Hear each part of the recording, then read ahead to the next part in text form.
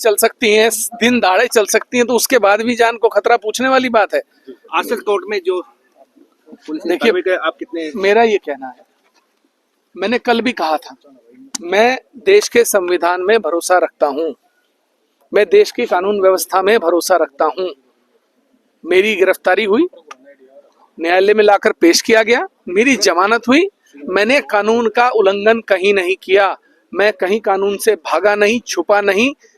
जो कानूनी प्रक्रिया थी, क्योंकि मैं अपनी जिम्मेदारी समझता हूं, राजनीतिक पदों पर रहते हुए, जनप्रतिनिधि होते हुए मैं भी चाहता तो अपनी भीड़ को उकसाकर कोई कार्रवाई करवा सकता था, लेकिन अपने लोगों को अपने निजी हित के लिए, अपनी राजनीति के लिए उकसाना कदापि उचित नहीं है। सर जो पंगा था, जो आगे भी विवाद ऐसे रहेगा जैसे देखिए, मैं क्या कह रहा हूं, आप अपनी भाषा को मर्यादित रखिए।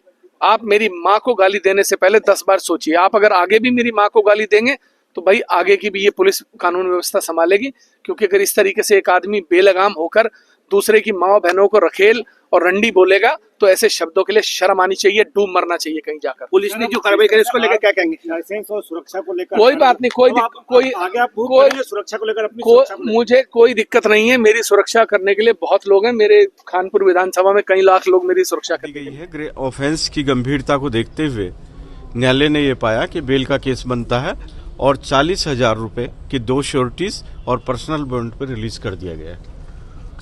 क्या कोई विशेष हिदायत भी दी गई है किस तरह के सुरक्षा को देखते हुए उम्मीद जी? नहीं, अभी ऐसी कोई कंडीशन नहीं है, ऐसा कोई मैटर नहीं था सुरक्षा के लिए। कोर्ट के सामने इस समय केवल बेल एप्लीकेशन थी।